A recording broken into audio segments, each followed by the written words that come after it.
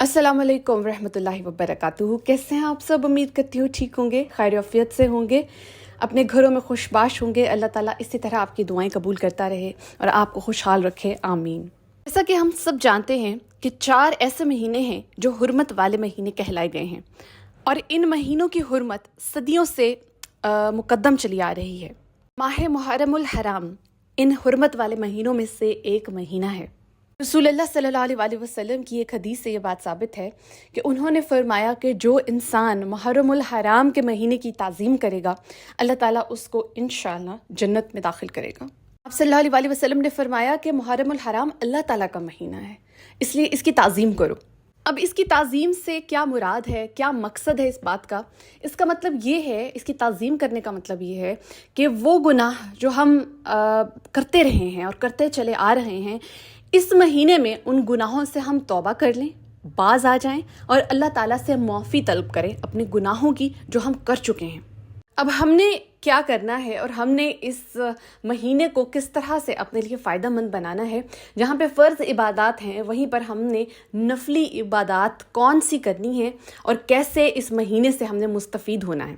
तो आज इस वीडियो में मैं आपको बताऊंगी कि कैसे हम इस महीने से, इस हुर्मत वाले अजीम महीने से फ़ायदा उठा सकते हैं, नफ़ा हासिल कर सकते हैं।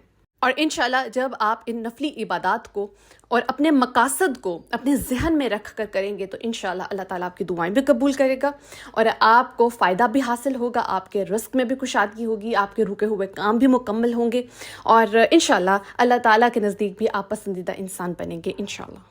और जो भी दुआएं आप इन दिनों में, इन रातों में करेंगे, इंशाल्लाह अल्लाह ताला की बारगाह में वो दुआएं कबूल होंगी। और यहाँ पे मैं ये बात वाज़ह कर दूँ कि जो हमारी फ़र्ज़ इबादत हैं वो तो हमने करनी ही करनी है।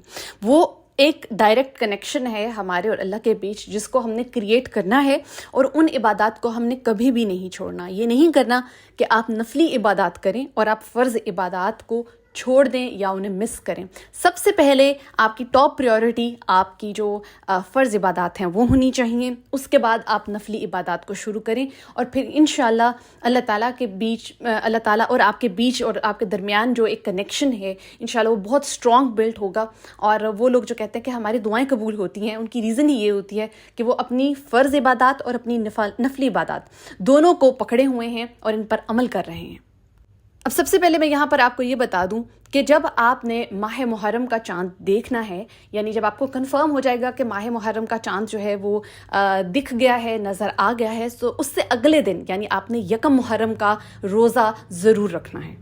जैसा कि आप जानते हैं कि हमारा जो कैलेंडर है, इस्लामिक कैलेंडर, वो मुहर्रम से स्टार्ट होता है, यानी हमारा जो साल है वो बेसिकली मुहर्रम से शुरू हो रहा है। तो चाहे यहाँ पर आप ये कह लें कि अगर हम साल का पहला रोज़ा रख रहे हैं तो आप यकीन मानिए कि इस चीज़ की बहुत फजीलत है। आपने पहला रोज़ा रखा तो समझ लीजिए आपने पूरे साल में अपने लिए रिस्क के दरवाजे जो हैं वो खुलवा लिए हैं, बरकतों के दरवाजे खुलवा लिए हैं और इंशाअल्लाह ये सिलसिला जारी रहेगा। तो यकम मुहर्रमुल हराम का पहला रोज़ा रखना, ये वो पहला अमल है जो आपने करना है। इसके बाद जो दूसरा अमल आपने करना है, यहाँ पे मैंने आपको यकम मुहर्रमुल हराम के रोज़े के बारे में बता दिया है कि आपने ये रखना है, लाजमी रखना है। उसके बाद जो नेक्स्ट रोज़ा, नफली रोज़ा आपने रखना है, वो है 10 मुहर्रमुल हराम का रोज़ा जो आपने लाजमी रखना है। तो हदीस में आता है कि वो लोग जो मुहर्रमुल हराम के रोज़े रखते हैं, अल्लाह ताला उनके लिए जन्नत में ख़ास हुजरे ऐसे क्रिएट करेगा, ऐसे बनाएगा जिसमें उनके लिए ऐसे खिदमतगार मौजूद होंगे, ऐसी हुरें मौजूद होंगी जो उनकी खिदमत करेंगी। एक और जगह कहा गया है कि वो शख्स जो चाहता है कि जहन्नुम की आग से उसका वजूद महफूज रहे, उसे जहन्नुम की आग ना देखनी पड़े, ना बर्दाश्त करनी पड़े, वो मुहर्रमुल हराम के रोज़े रखे। अब मैं आपको बताने लगी हूँ वो तस्बीहात जो आपने पहले 10 दिनों में, यानी मुहर्रमुल हराम के पहले 10 दिनों में, पहले 10 अयाम में आपने करने हैं, जो लाजमी करने हैं। सबसे पहले आपने अपना मामूल बनाना है कि आपने डेली 300 टाइम्स टू 500 टाइम्स दरूद इब्राहिमी पढ़नी है। ठीक है, या आप 300 मरतबा पढ़ लें डेली, या आप 500 टाइम्स पढ़ लें। इसमें आप जो बड़ा दरूद है, मुकम्मल दरूद है जो हम नमाज में पढ़ते हैं, आप वो भी पढ़ सकते हैं। इसके अलावा आप छोटा दरूद भी पढ़ सकते हैं। تو تیسرا اور سب سے خاص عمل جو آپ نے کرنا ہے وہ ہے درود ابراہیمی کا عمل، جو میں نے آپ کو بتایا ہے کہ آپ نے ایٹ لیسٹ اس کی تسبیح 300 ٹائمز ٹو 500 ٹائمز 300 سے 500 مرتبہ روزانہ ڈیلی ضرور پڑھنی ہے۔ اب بات کرتے ہیں چوتھے عمل کی، جو کہ بہت خاص ہے، وہ آپ نے کرنا ہے ان پہلے 10 دنوں میں۔ اچھا، اب یہ جو میں آپ کو تسبیحات بتا رہی ہوں، یا آپ تھرو آؤٹ محرم الحرام بھی پڑھ سکتے ہیں، لیکن پہلے 10 دنوں میں اگر آپ چاہتے ہیں، آپ یہ پوچھنا چاہتے ہیں کہ کوئی خاص ہمیں دن بتا دیں، تو وہ پہلے 10 دن ہیں جن میں آپ نے یہ کام لازمی کرنا ہے۔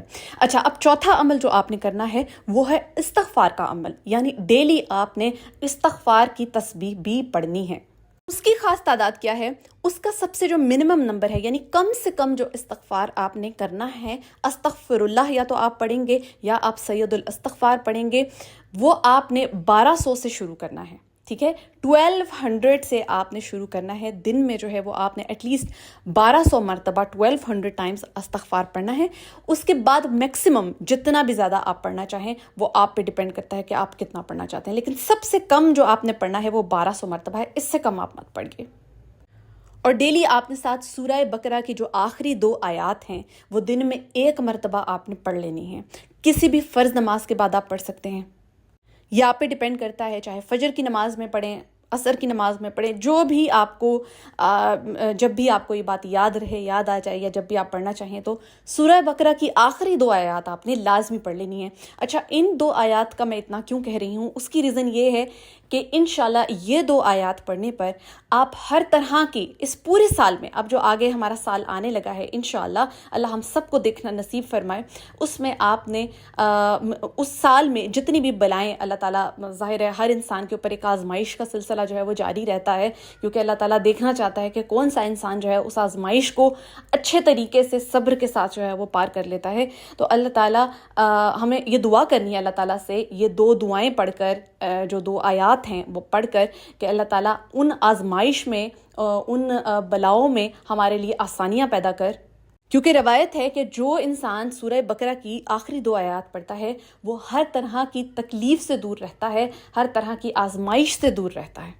اس کے ساتھ ساتھ جب آپ درود ابراہیمی کا عمل کر رہے ہوں گے، آپ استغفار کا عمل کریں گے، یا آخری 2 آیات سورہ بقرہ کی پڑھیں گے، تو انشاءاللہ آٹومیٹکلی اللہ تعالیٰ آپ کے اوپر رزق کی کشادگی فرمائے گا، رزق کے دروازے کھولے گا، آپ کے جو رکے ہوئے کام ہیں، ٹھیک ہے، وہ انشاءاللہ اللہ تعالیٰ ان کو پورا فرمائے گا۔ کیونکہ بیسیکلی ہوتا یہ ہے کہ اللہ تعالیٰ آسانیاں پیدا فرماتا ہے، وہ اسباب پیدا کرتا ہے، وہ ذرائع پیدا کرتا ہے جن سے آپ کے وہ کام جو ہیں وہ پورے ہو جاتے ہیں۔ اور پھر جب آپ یہ اعمال ان خاص دنوں میں کر رہے ہیں جو کہ حرمت والے دن ہیں، حرمت والا مہینہ ہے، تو آپ خود سوچئے کہ اللہ تعالیٰ کو آپ کے یہ اعمال، یہ نفلی عبادات کس قدر پسند آئیں گی۔ اب بات کرتے ہیں اس 5ویں عمل کی، وہ آخری عمل جو آپ نے ان دنوں میں لازمی کرنا ہے، وہ ہے زیادہ سے زیادہ صدقہ اور خیرات کا عمل۔ آپ لوگ پہلے بھی یہ کام کرتے رہے ہیں، اب بھی آپ نے اس سلسلے کو بند نہیں کرنا۔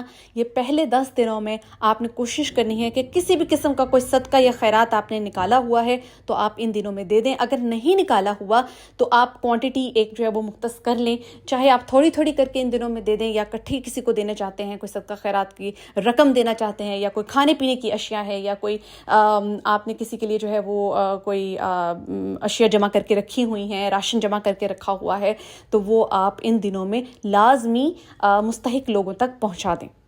انشاءاللہ آگے مزید ویڈیوز بنائی جائیں گی جن میں آپ کو بتایا جائے گا کہ ان دنوں میں صدقہ خیرات کرنے کا کیا طریقے ہیں، کون کون سی مخلوقات کو صدقہ خیرات جو ہے وہ دیا جا سکتا ہے، پلس مزید کون کون سے دن ہیں جن میں آپ نے ذکر و اذکار کرنے ہیں، سب آپ کو بتایا جائے گا۔ آپ نے ٹیون رہنا ہے، نوٹیفیکیشنز کو آن کر لیں تاکہ آپ تک ویڈیوز پہنچتے رہیں۔